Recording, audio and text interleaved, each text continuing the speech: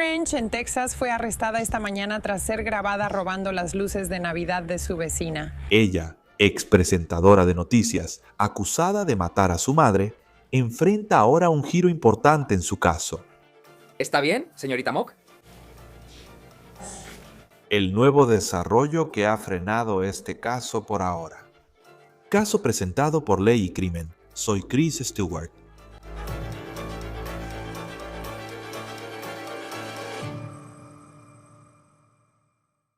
Antes de empezar este episodio de En el Caso, hay una razón por la que es de los mejores en YouTube. Morgan & Morgan es el bufete de abogados de lesiones personales más grande de Estados Unidos. Tienen más de 1,000 abogados que han recuperado miles de millones de dólares para más de 500,000 clientes.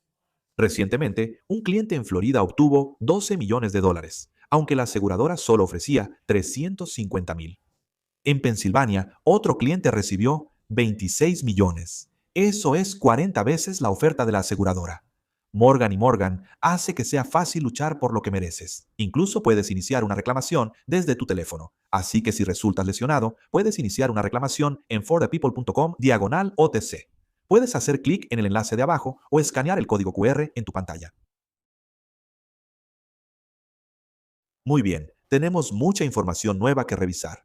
En el caso de Angie Mock, esta es una persona que alguna vez fue presentadora de noticias matutinas. Quien amanece contigo siempre es alegre. Ahora está bajo custodia del estado de Kansas. Estamos aprendiendo más sobre los antecedentes de Angie Mock y lo que ha enfrentado en su vida.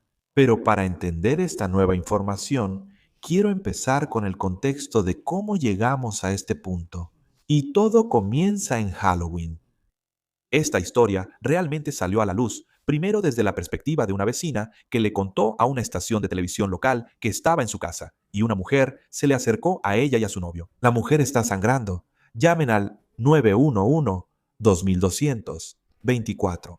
Supervisor, defensa 4 para corte en 1514 East County Street, operando arriba. Esa fue la llamada que luego pasó de la central a la policía de Wichita. Y cuando la policía de Wichita llegó a una casa en la calle Crowley, fue cuando encontraron a Anita Avers. De 81 años, la policía dice, esta mujer fue encontrada apuñalada varias veces. Estaba en su cama, la trasladaron a un hospital y ahí fue donde perdió la vida. Ahora, la mujer, presuntamente cubierta de sangre, fue reportada al 911 por la hija de Anita. Angeline Mock, de 47 años, fue arrestada por la policía. La acusaron del asesinato de su mamá, acusándola de apuñalarla varias veces dentro de su casa. Ahora, aunque las autoridades primero dijeron que creen que esto fue un asesinato premeditado, hay más en esta historia que está saliendo a la luz. Este caso no parece ser tanto un misterio sobre quién mató a Anita Avers. Gira en torno a la importante pregunta de por qué supuestamente sucedió. Y es ahí donde vamos a entrar en esta nueva información sobre Angeline, su vida y lo que pudo haber pasado en los últimos años. Lo que hace tan impactante esta historia no son solo los difíciles e impactantes detalles de lo que supuestamente ocurrió en la casa. Impacta aún más por quién fue Angeline Mock. Bienvenida, Angie Mock. Aquí tienes. Estoy muy emocionada de estar aquí y espero poder conectar con ustedes allá en San Luis. Angeline Mock también era llamada Angie Mock. Para las muchas personas que sintonizaban las noticias matutinas en ciudades como San Luis hace más de una década, esto es según Fox 2 en San Luis. Este video está en su página pública de YouTube y fue publicado en 2011. Bienvenida a Angie Mock como nueva presentadora del equipo de noticias, según su LinkedIn. Trabajó más de una década en noticias locales. Ahora puedo hablarte de ellas. Es un trabajo muy divertido. No es tan glamoroso como parece desde afuera. Las horas son brutales. Trabajas en días festivos y hay mucho trabajo detrás de cámaras. Es una lucha. Pero Angie Mock parecía lista para el reto en su carrera, que ella se ganó su lugar, que trabajó duro para llegar a donde estaba en su carrera, y fue una carrera que comenzó. En noviembre de 2002, Ella inició como reportera deportiva en Lincoln, Nebraska, un mercado muy pequeño, pero era un comienzo, y fue ascendiendo porque pasó por otras ciudades pequeñas como Rochester, Minnesota. Ella vivió en Missoula, Montana, y luego se mudó a Oklahoma. Después llega a su trabajo más grande, San Luis, donde estuvo. Fue presentadora matutina desde marzo de 2011 hasta febrero de 2015. Después de eso, según su página de LinkedIn, dejó la televisión y se dedicó a las ventas de software. Es común que la gente deje las noticias porque es un trabajo pesado, sobre todo en programas matutinos que empiezan desde las 4 o 4:30 am. Debes levantarte muy temprano, a veces de madrugada.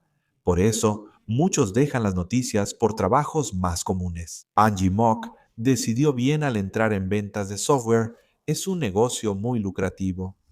Ahora, no está claro qué pasó en esos años recientes en cuanto a lo mental por lo que estaba pasando Angie Mock. Pero ella era alguien que tenía una carrera de radiodifusión tan exitosa. Era ese tipo de rayo de luz con el que despiertas por la mañana viendo las noticias locales, con una energía tan positiva. Y luego algo pasó. Ahora es claro que su mayor admiradora era su mamá, Anita Avers. Foto de la página de Facebook de Avers y otra de Angie con su mamá publicada en 2019. Ahora, lo que sabemos sobre Anita Avers es que no solo era la mamá de Angie Mock, también era terapeuta clínica en Wichita. Ella trabajaba en salud mental, ayudando a personas con estos problemas. La salud mental es clave en este caso, porque ahora está saliendo a la luz que, según se informa, a Angie Mock le diagnosticaron una condición grave de salud mental. Los registros judiciales muestran que le diagnosticaron esquizofrenia. En un momento hablaremos más sobre cómo esto influirá en su caso, pero hablemos de Halloween y los detalles que las autoridades reunieron en la escena. 31 de octubre.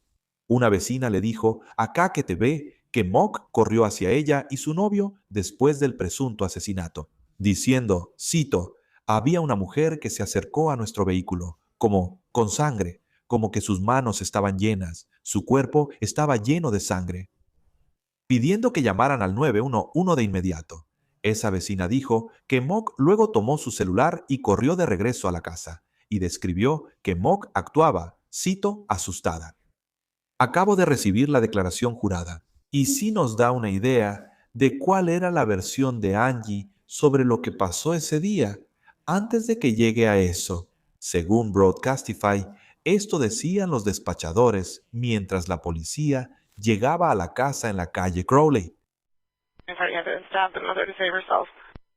Entonces lo que escuchaste, cito, ella apuñaló a su madre para salvarse.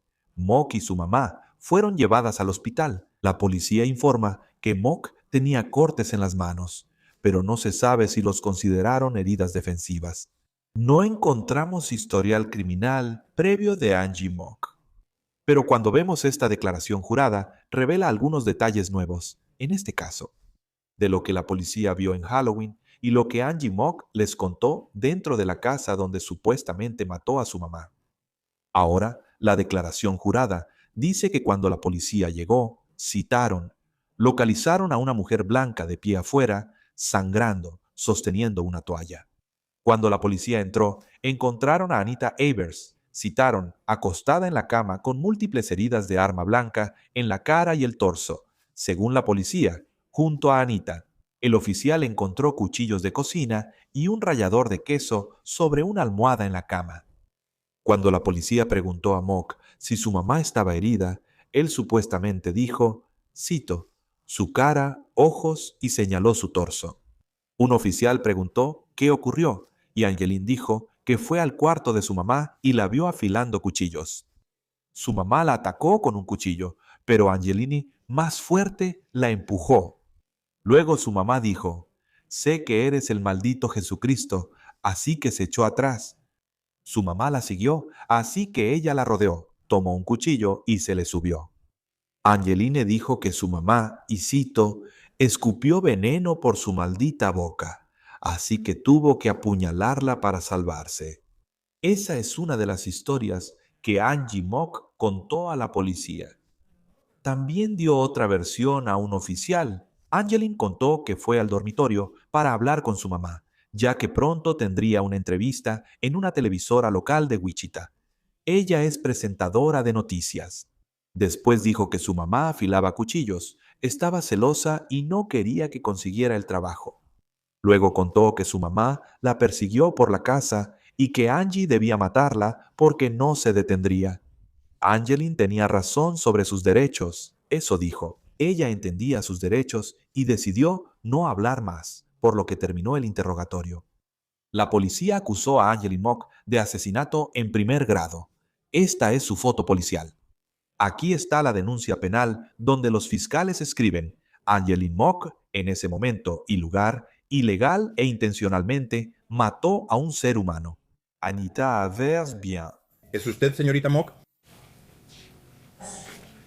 Esta es Mock haciendo su primera aparición en la corte según KSN-TV en Wichita, y notamos que sonrió al entrar en la sala. Aquí se le acusa de un solo cargo de asesinato en primer grado, un delito grave fuera de la escala.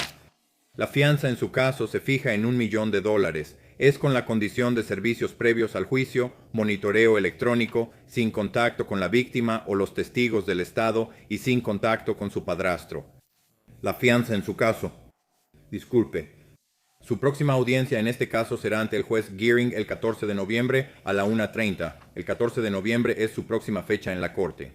Usted ha completado una declaración financiera, la aprobaré y nombraré al equipo de abogados para que lo represente. De la siguiente manera, Ian Clark, Breonna, George, Jack Abladani, Randall Price y Philip White serán los abogados que lo representarán. Muy bien, muy bien. Gracias ahora. En esa audiencia, el juez prohibió a Mock contactar a su padrastro y después se realizó una audiencia preliminar. En ese momento, nuestras cámaras estaban en la sala.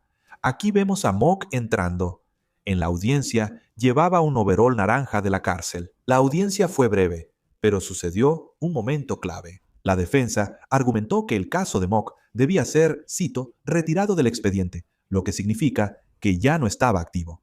Esto se debe a que su abogado pidió que la evaluaran para determinar si era apta para ser juzgada. Ahora conocemos lo revelado por esa evaluación de salud mental. Vimos a Mock muy emocionada al salir de esa audiencia preliminar, así que esto es lo que encontró la evaluación. Se informa que Angie Mock tiene esquizofrenia y un juez determinó que no puede ser juzgada actualmente. Aquí, el juez escribe, basándose en el informe del médico, que el tribunal considera que Mock no es competente para ser juzgada. El tribunal ordenó que Mock fuera enviada a un centro de salud mental y su caso está pospuesto indefinidamente. Eso no significa que haya terminado, ya que después del tratamiento, Mock podría ser considerada apta para juicio.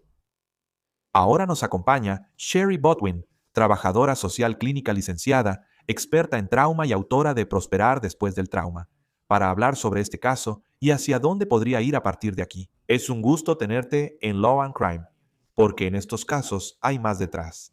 Escuchamos de la policía que creían que fue un asesinato premeditado. Ahora estamos aprendiendo más sobre lo que Angie Mock pudo haber estado enfrentando mentalmente en el momento en que todo esto ocurrió en Halloween. Quiero empezar primero porque lo sé. Se dijo que le diagnosticaron esquizofrenia, pero el diagnóstico real fue trastorno esquizoafectivo.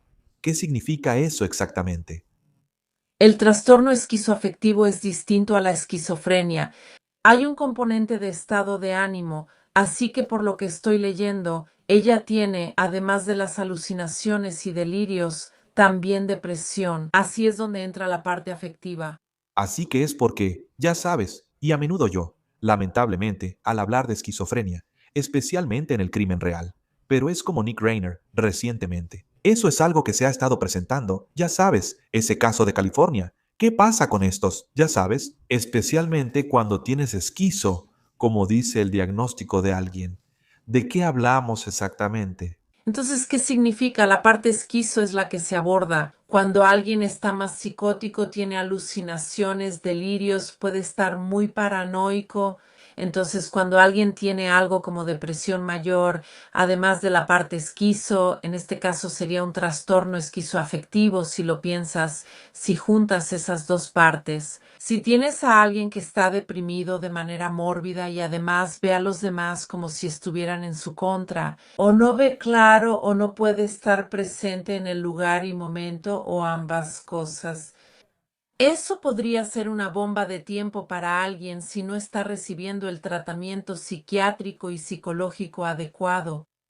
Y cuando hablamos de, ya sabes, la edad, hay muchas cosas que no sabemos al respecto. Angie Mock, porque ella tenía una carrera televisiva muy brillante y parecía que le estaba yendo muy bien. Y luego ella hace la transición fuera de las noticias, lo cual mucha gente hace porque los horarios son realmente difíciles, y lo entiendo. Pero a los 47 años, y no sabemos cuándo le diagnosticaron o cuál fue la historia cuando surgió este problema. Pero es como con, ya sé, estábamos hablando con Nick Rayner y su edad y cómo fue apenas recientemente que le diagnosticaron. Y eso es algo que normalmente no ves. Creo que con la esquizofrenia, y quizá me equivoque, siento que solemos hablar de hombres jóvenes con esquizofrenia, pero aquí es una mujer de 47 años con trastorno esquizoafectivo. ¿Cuándo sueles ver que eso aparece en alguien? Puede surgir en la adultez temprana, pero debemos recordar que esto no implica que la gente lo note. No conozco el historial de Angie. ¿Había sido hospitalizada antes? ¿Cuánto tiempo llevaba siendo atendida por un psiquiatra? También lo pienso al considerar su edad, 47 años. Aunque muchas veces vemos cosas como la esquizofrenia manifestarse en la adultez temprana, eso no significa que no pueda aparecer en la adultez tardía. En su caso, ella está en la mediana edad, así que cuando piensas en cosas como la menopausia, y si ya presentan un trastorno grave de salud mental, si combinas esas dos cosas, el diagnóstico podría salir a la luz según su situación. También pensaba en ella por otra razón. Cuando dices que ella estaba dejando, ya sabes, el mundo de la televisión, a veces cuando las personas hacen transiciones, cuando están cambiando de trabajo, y esa es una gran transición para alguien que está dejando su empleo, ese estrés o esos sentimientos acerca de esa transición. Eso también puede sacar a la luz lo que se está gestando dentro de una persona, que a veces pueden ser preocupaciones o problemas graves de salud mental. Antes de hablar sobre que la encontraron no apta para permanecer en juicio, ¿qué significa eso para este caso en el futuro? La declaración jurada que leímos, y por primera vez, realmente estamos viendo lo que Angie Mock le ha dicho a los investigadores. Desde el inicio sabíamos que querían homicidio en primer grado y creían que fue premeditado. Y luego escuchas sus declaraciones, donde sí difieren un poco. Pero luego tienes, ya sabes, hablando de, hay una referencia a Jesucristo, una referencia a Venom, ella habla de eso. Su madre de 81 años afilaba cuchillos. Dijo que iría a una entrevista en la televisión local, pero su mamá no quería por celos. Eso sí parece de alguien con una crisis mental. ¿Tú qué opinas? Es solo mi opinión no profesional, solo por lo que leo. ¿Y tú como profesional, qué piensas al oír eso? Es parecido a lo que ella dijo a la policía al llegar a la casa. Veo que es alguien que definitivamente tiene algo de enojo e inseguridades, pero también puedo ver, o cuando leo esto puedo escuchar. Parece que tiene pensamientos paranoicos o delirios porque habla de eso. Una cosa es decir que tu mamá está celosa, pero otra es afirmar que quería hacerte daño o hablar de cuchillos. Casi parece que hay algo de realidad, pero también hay partes en la declaración jurada que suenan como si no tuvieran sentido. Parece que ocurre un episodio psicótico o psicosis, como si intentaras mezclar las cosas. La mente de alguien puede ser racional y sentir, pero también tener una parte paranoica y delirios, lo que resulta confuso. Cuando su caso avanzó, fue por una audiencia de Estado. Y luego, el abogado defensor dijo que le gustaría hacer una evaluación de salud mental para ver si ella estaba en condiciones de ser juzgada. Y resultó que no estaba en condiciones de ser juzgada. ¿Qué significa eso exactamente, supongo, en cuanto a su estado mental? ¿Y por qué sería que no está en condiciones de ser juzgada? Sí, esto es muy importante porque sé que cuando la gente del público o incluso las personas involucradas en estos casos tienen que escuchar eso. Bueno, ya sabes, el caso está en pausa porque ella necesita una evaluación de salud mental. Lo más importante es saber si ella puede enfrentar un juicio. Lo que están diciendo es que puede que ella ni siquiera sea capaz de cumplir con las reglas del tribunal. Puede que ella no sea capaz de tolerar la conversación entre sus abogados y la defensa. Eso podría desencadenar mucha ira. Puede que ella no esté orientada al presente. Entonces, en este caso, lo que están diciendo es que necesitan evaluarla y tratarla. Si es un trastorno esquizoafectivo, deben buscar un medicamento o terapia adecuada. Y luego, una vez que se estabilice, entonces regresa a la corte. No significa que no tendrá que ir a la corte ni que no habrá un juicio. Significa que si realmente quieres justicia y quieres que el sistema funcione para todos los involucrados, para todos en la situación, deben estar cuerdos, presentes y poder pasar por el proceso. Ella, según lo que leo, fue considerada no apta, es decir, no está mentalmente bien para lo necesario. Cuando alguien enfrenta un juicio, ¿Cómo se compara eso? Porque luego escucharás en algunos casos donde alguien se declara, ya sabes, por razón de locura. ¿Y cómo se compara lo que estamos tratando ahora con alguien que no es apto para ser juzgado, en comparación con alguien que sería declarado no culpable por razón de locura? entonces ser declarado no culpable por razón de locura, tienes que poder demostrar que cuando se cometió el delito no tenías la capacidad de distinguir entre el bien y el mal. Eso no ocurre aquí. No dicen que ella deba ser declarada no culpable por locura. Están diciendo que ella no puede ir a juicio en este momento porque no está en condiciones de soportar lo que sucede mientras avanzas por el sistema legal. Así que, de nuevo, es increíblemente frustrante para todos los involucrados, especialmente para las personas que perdieron a alguien que aman. ¿Quieres que todos los involucrados en un caso así puedan ser juzgados? Hasta ahora no he escuchado que ella quiera declararse no culpable por locura. Estoy escuchando si fue el juez quien determinó esto o si ella pasó por algún tipo de evaluaciones psiquiátricas. Esa persona que no tiene razón para decir sí o no a un juicio está diciendo que esta mujer no está en condiciones en este momento para ir a juicio. Así que primero averigüemos eso y luego regresaremos y reanudaremos el proceso de litigio. Distinguir es difícil cuando recuerdas lo que pasó. Es simplemente horrible. ¿Y cómo funciona el sistema legal, donde tienes que distinguir entre lo correcto y lo incorrecto? Pero también, si hay una sensación de que fue la condición que ella tenía la que la obligó a hacer esto. Pero luego ella llamó al 911, así que es una de esas cosas en las que tal vez se dio cuenta de que lo que hizo estaba mal, por eso llamó al 911. Pero luego el acto en sí pudo haber sido resultado del trastorno esquizoafectivo. Ella tiene, o sea, ¿cómo hace el sistema legal para manejar esa situación? Alguien que tal vez no estaba en su sano juicio cuando sucedió, pero quizá reconocen que hubo algo bueno y malo en cómo reaccionaron después. Es una situación tan complicada y me hace pensar de nuevo en cómo es lidiar con algo como el trastorno esquizoafectivo. Entonces, en los momentos en que ella cometió el asesinato, no tenía conciencia ni idea de lo que estaba haciendo y luego algo se quiebra o ella se da cuenta un minuto o dos después del asesinato.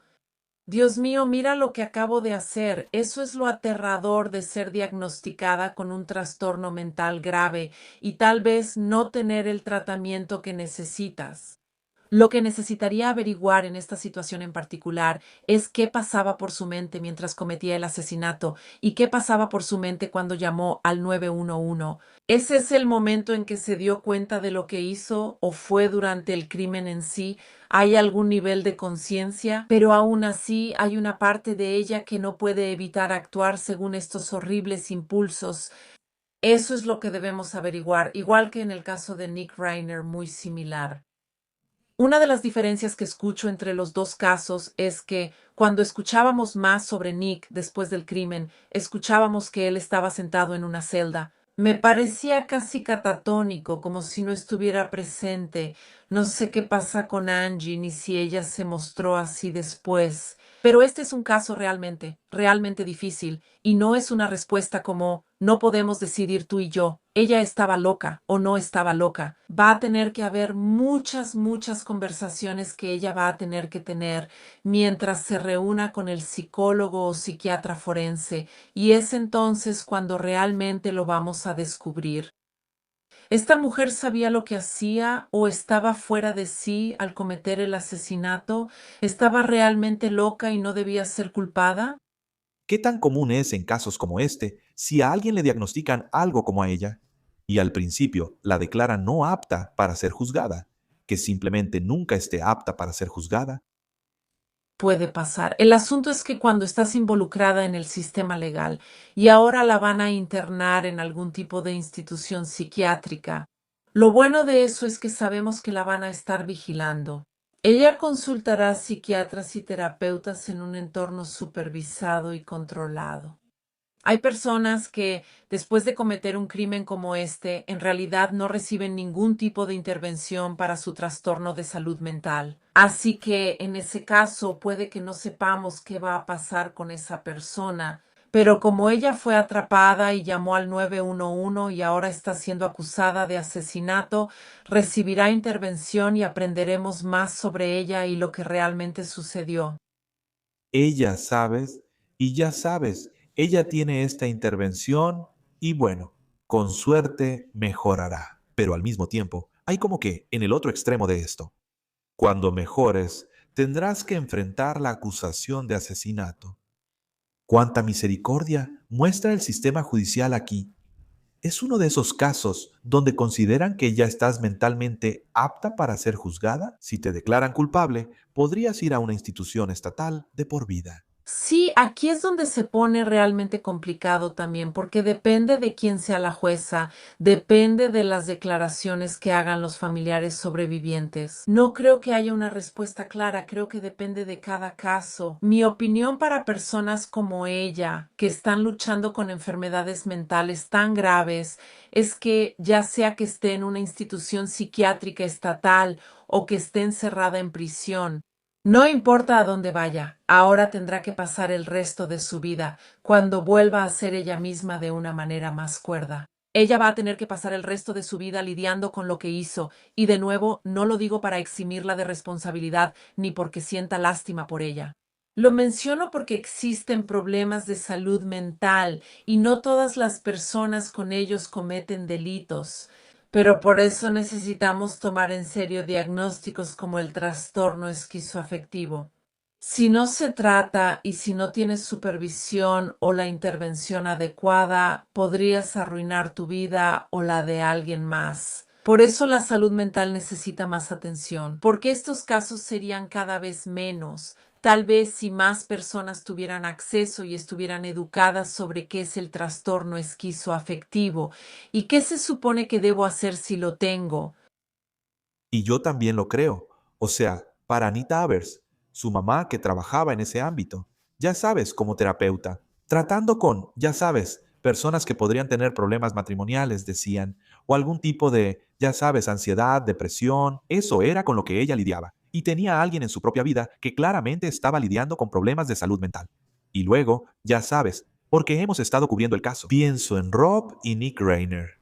Aunque Rob Rayner tuvo éxito, al final era solo un papá, igual que Michael Rayner. Eran padres buscando cómo ayudar a su hijo y veremos si la esquizofrenia afecta su defensa. Y sé que hay un debate al respecto, pero solo en tu línea de trabajo. Por ejemplo, ¿cómo hacen las personas que tienen a alguien a quien aman y quieren ayudar, viviendo en la misma casa que ellos? Alguien que también es increíblemente peligroso, ¿sabes? Supuestamente, en este caso, debido a un trastorno de salud mental muy grave.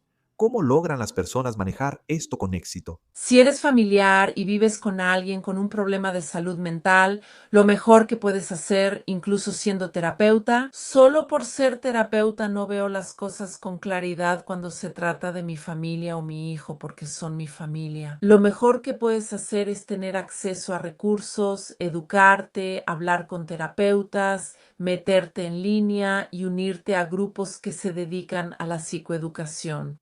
Ese es el asunto, cuando es alguien de nuestra familia y amamos a esa persona, esa parte de nosotras que no quiere tener que aceptar la negación, o él no es mi hijo. Puede ser cualquiera que amamos, sin importar si trabajamos en el área o yo lo hago. Tu trabajo no importa cuando se trata de nuestro hijo o un familiar. La lógica desaparece. Se va por la ventana porque no queremos pensar que alguien a quien amamos también podría estar realmente mal. Creo que la educación, ser abiertas y entender que cualquier cosa puede pasarnos, es clave para darnos cuenta si algo ocurre, incluso en nuestra familia. También necesitamos apoyo. Necesitamos poder hablar de nuestros propios sentimientos y poder decir que no. Esto está pasando en mi familia. Ahora que sé que está pasando, ¿qué pasos concretos puedo tomar para educarme y asegurarme de que en el caso de Nick Reiner, los padres y demás involucrados cuentan con el apoyo necesario? Buscamos prevenir estos casos, no queremos seguir hablando de estas historias al aire. Y sin educación e intervención, la probabilidad de que algo suceda es mucho mayor. Lo dijiste muy bien, Sherry Botwin. Es un gusto tenerte en Law and Crime. Tienes un libro llamado Prosperando después del trauma. ¿Qué debe saber la gente al respecto? Lo que realmente quiero decirle a la gente es que ya sabes, el trauma puede llevar a todo tipo de consecuencias horribles. Se trata realmente de enfrentar, reconocer y permitirte saber la verdad. ¿Y qué pasos concretos puedes tomar si has pasado por algo así? O en este caso, si tienes un familiar que está muy mal y ha cometido un crimen horrible. ¿Cuáles son los pasos concretos que las personas pueden tomar para seguir viviendo la vida, incluso después de situaciones terribles? Estamos ante un caso muy difícil en Wichita, Kansas. Sherry Botlin, trabajadora social clínica y experta en trauma. Es un gusto tenerte en Law and Crime. Gracias por acompañarnos. Gracias por invitarme. En su obituario, Anita Avers fue descrita como una mujer de fe, apasionada por ayudar a personas con problemas de salud mental. Era terapeuta clínica y familiar en Wichita. Su biografía indica que se especializaba en tratar adultos con depresión, ansiedad, trastornos del espectro, trauma, trastornos del estado de ánimo y problemas de relaciones como conflictos familiares, infidelidad y divorcio. Lo que nos llamó la atención de su obituario fue que una de las sobrevivientes es su hija Angeline Mock. Eso es todo por hoy en el caso, presentado por Ley y Crimen. Suscríbete en YouTube, Spotify y ahora también en Peacock. Soy Chris Stewart. Hasta la próxima.